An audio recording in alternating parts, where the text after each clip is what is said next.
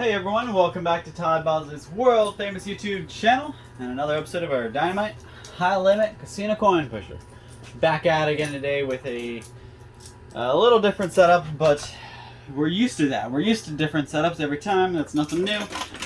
So what is really different today is actually two things. So first of all, there is one chip in here. I don't see it, but there is a chip in here somewhere that is worth $250,000. $250,000 just in one chip. And also, we have a multiplier in here as well. So you guys see the multiplier right there, this big red chip? That is our token that will double our winnings. So with that chip, everything that, as soon as I pull that chip out, every chip is doubled. So if I won $2,000 and I get the multiplier, I actually won $4,000, and so on.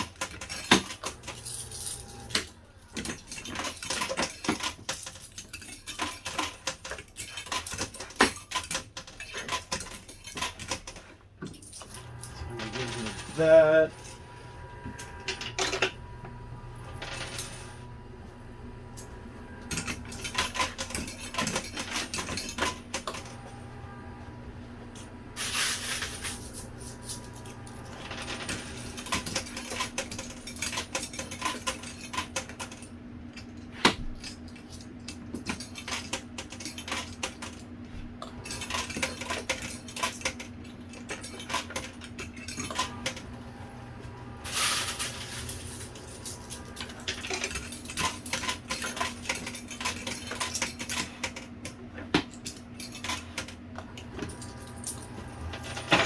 Ooh, alright. There's a nice shove there. I think I might see that coin. You guys see this right there. Oh, sorry, my finger was in the way, but you guys still saw that drop. So there's actually a coin right behind these two right there. That's green. That, I believe, is that $250,000 chip. They said it'll just say 25 on it. I don't necessarily see a number on that chip yet, but I've never seen that chip before, so guessing that's got to be our nice high-value chip. And of course they hit it right between everything else, so we gotta push all that stuff out before we get to it.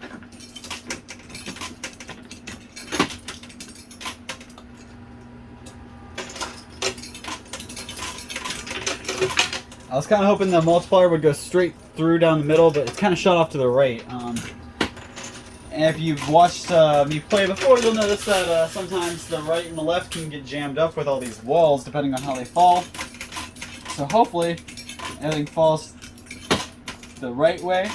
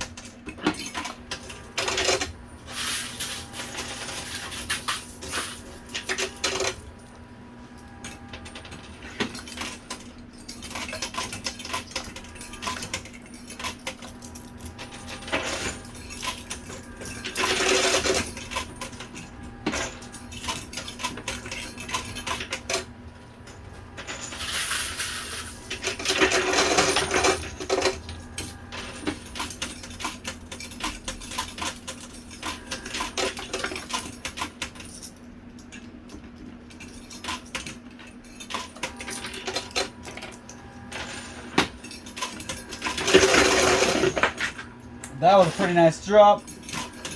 I will say though, these $25 chips aren't going to do very much for me. I mean, honestly, each one of these green chips here are going to be $50 once I get this multiplier out. But even then, it's still not going to really add up to very much for me.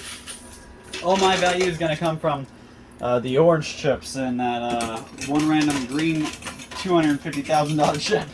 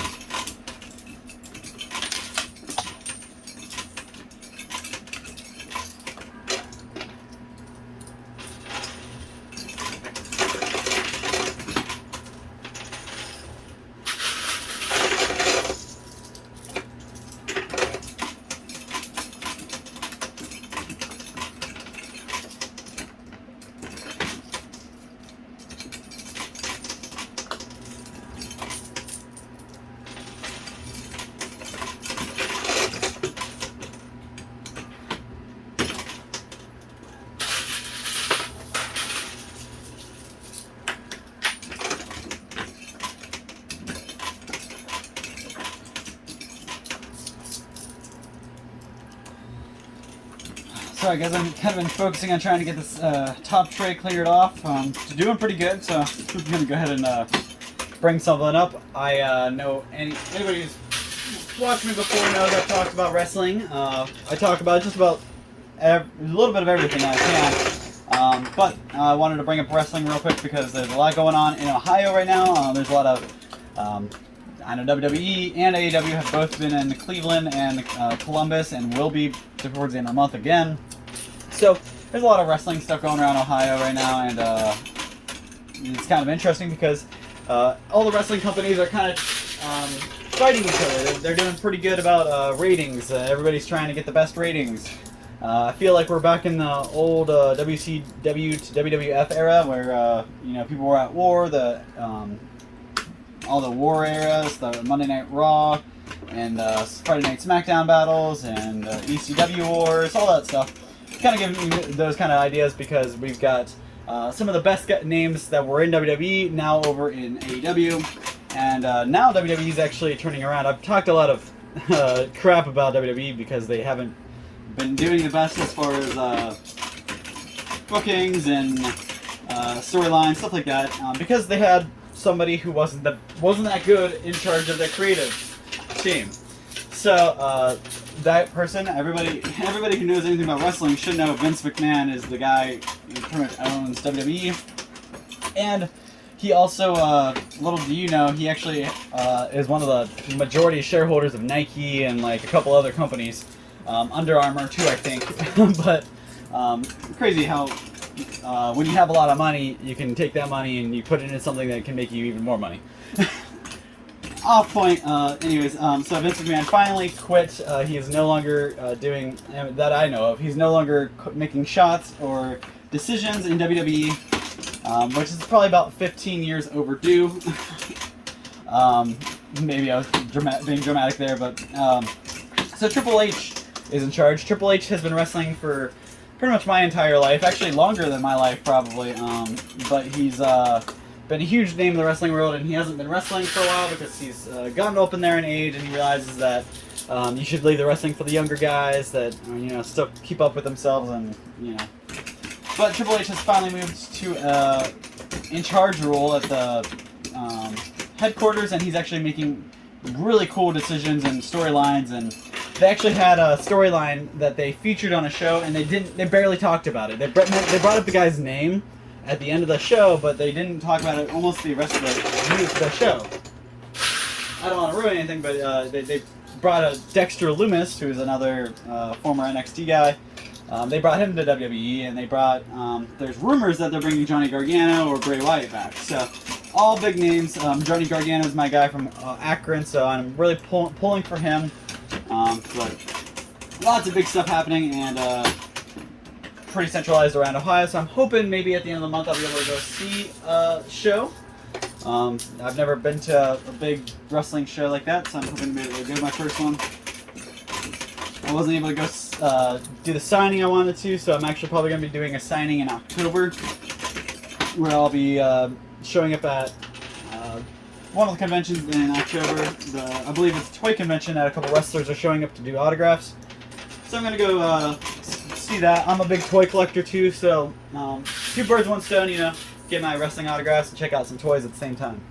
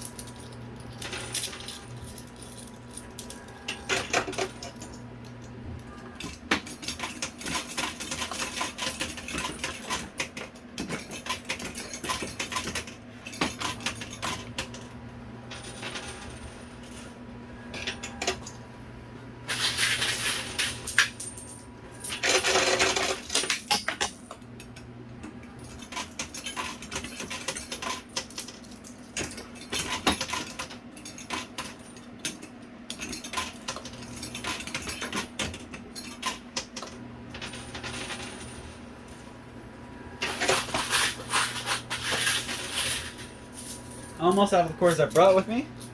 I'll have to get some out of my winnings to keep going a little bit, but I am doing pretty good. I think I already got the multiplier. I haven't seen that big token, or the $250,000 token since it dropped from the top shelf, so hopefully I got that guy too. Today could be the first day I clean house, so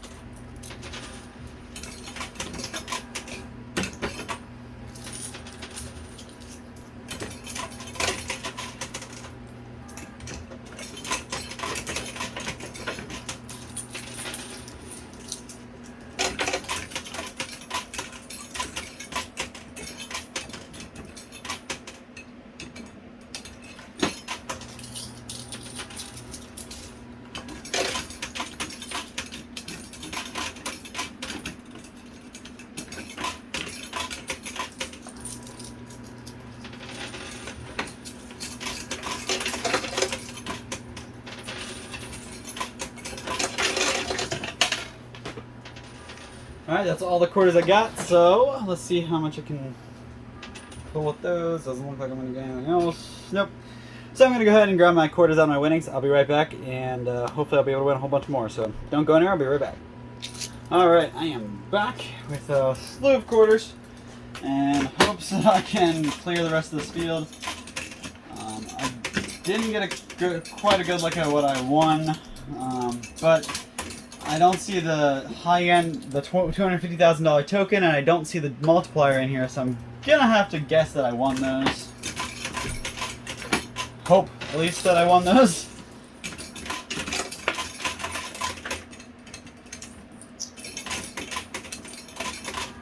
Something else I've talked to you guys before in the past about is Marvel movies, or movies in general.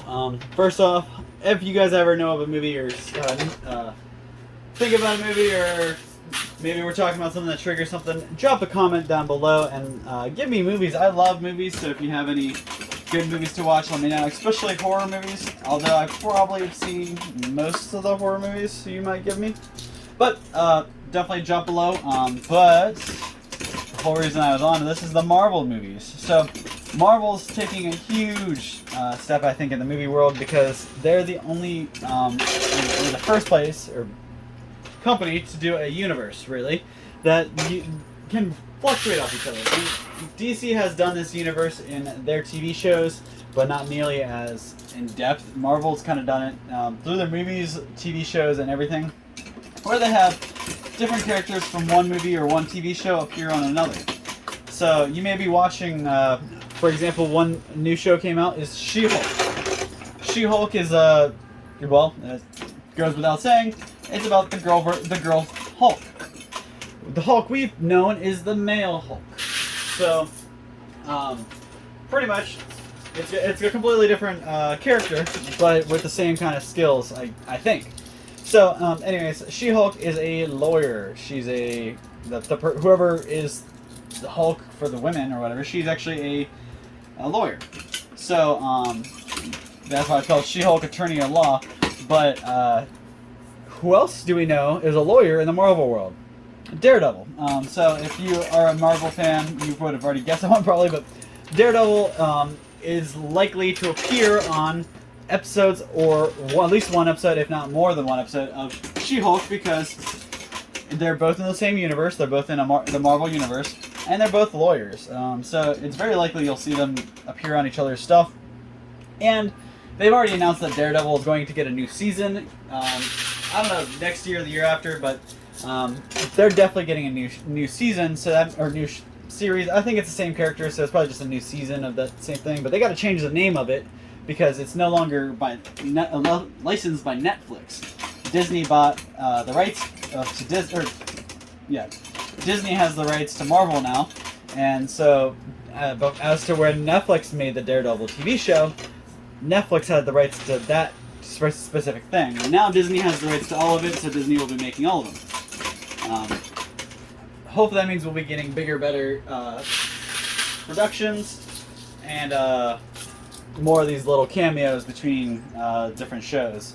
Obviously, She-Hulk is, the female version of the Hulk, so we'll probably see the our regular male Hulk, Mark Ruffalo, the guy who plays him. I'm sure we'll be seeing him on some episodes as well. I haven't watched any of it, but it's just an example. Another example is Loki, TV show. If you haven't watched it, I'm not going to ruin too much, but it really breaks down the universe barriers and shows how there's many different universes and many different versions of the same guy in different universes. But Marvel's doing it so good. They got so many deep characters, and it kind of flows between different plots. They already have a couple movies planned. They know where they're going. They recycle old comic books. So basically, any of the old comic books you might have been reading, the plots that are happening in those are now getting turned into movies. So, for example, Marvel has had this big comic series, Secret Wars, where it was, I want to say, I might be wrong, but there was some kind of alien who was, they've basically been, our favorite characters have just been these random aliens shape-shifting, but they're saying that these aliens basically turn their backs and start attacking us, and there's a big war between Marvel characters.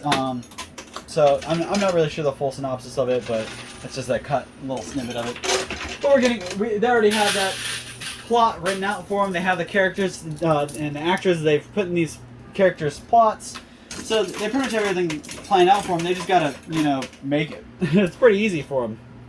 But you gotta think we'll be seeing. That's just a taste. I'm sure we'll be seeing more and more and more of that as we have for years. I mean, they've always kind of made superhero movies after the comics, but now that they've really gotten good at it, they can make back to back full-blown productions of these really good movies.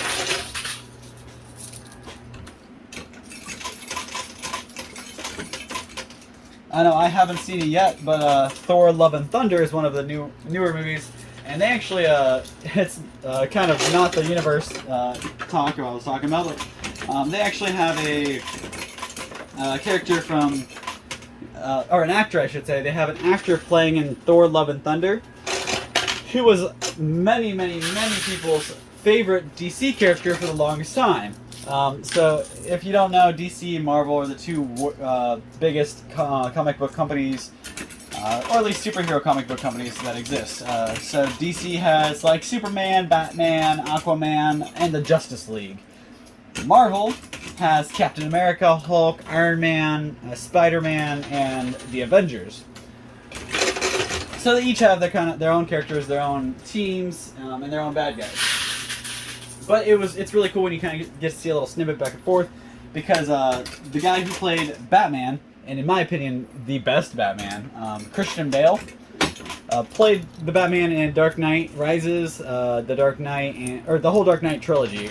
So I'm not sure what the last one was called, but in all of those Dark Knight movies, they use Christian Bale as the Batman. So now that those movies are over, they've since replaced him with I forget the guy's name, but they've replaced him with somebody else who I don't like nearly as much as I liked Christian Bale, but they replaced him nonetheless.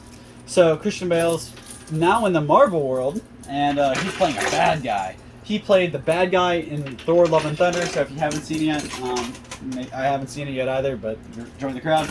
But the main bad guy in that movie, I think his name's Gore, God Killer. His character literally kills gods, and he hates gods because he has a whole backstory that gods. He asked God to spare him and his family or something, and he didn't. So basically, he is forever mad at gods, and he makes a point to kill gods.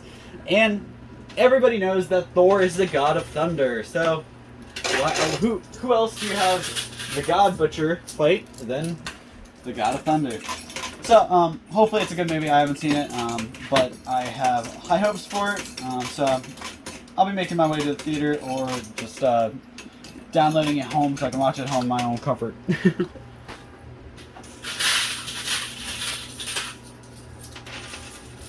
I've also I love the Jurassic World, Jurassic Park movies. I'm a big dinosaur guy, so those are right up my alley. I've always wanted to make my own zoo, so any animal movies. And actually, there's a TV show called Zoo that literally plays out if animals were to evolve and turn their backs on us, and it's crazy. So if you haven't seen the TV show Zoo, definitely take a couple weeks, or spend a little time watching. Good actors. It's not a very high production, like quality TV show. I forget what network it played on originally, but they do got some really good actors, and one of the actors actually ended up playing in Game of Thrones. So, good actors, good show, definitely worth a watch. But just think about it. Imagine if, imagine if all the bats in the world, or the birds in the world, decided to turn their backs on humans. And they turned into, like they attacked us, or they replenished our food sources. They did their own little niche thing. Imagine if humans had to fight like animals do to survive. That's pretty much what that TV show plays out. There's some kind of mutation, and all the animals evolve, and it gets messy. So it's just good. Good TV, a lot of science behind it, and it's kind of neat to watch. So I believe there might be one or two like kind of scary parts, but it's not really a horror or anything. It's like an action, more so action drama.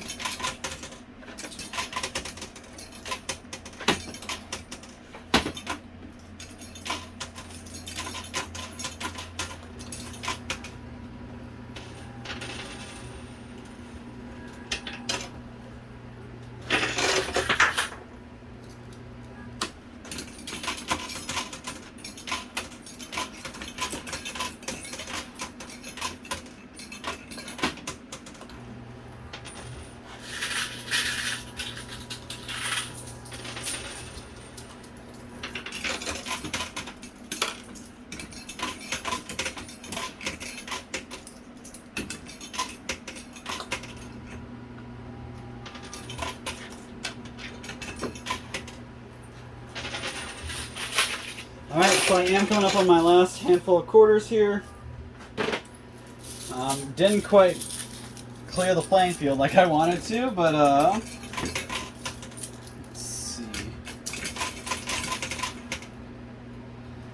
But I do think I have a pretty good amount of money down there. Like I said, guys, I'm always aiming for the 5 to 6 million goal, until I hit it anyway. And I've yet to hit it, so hopefully we can get up there today. It's going to be a little harder because I don't have those higher value white chips to go after today, but that's why we had a huge token in there and a multiplier as well. I just think if I got the multiplier and that token becomes a 500,000, so that becomes a $500,000 token.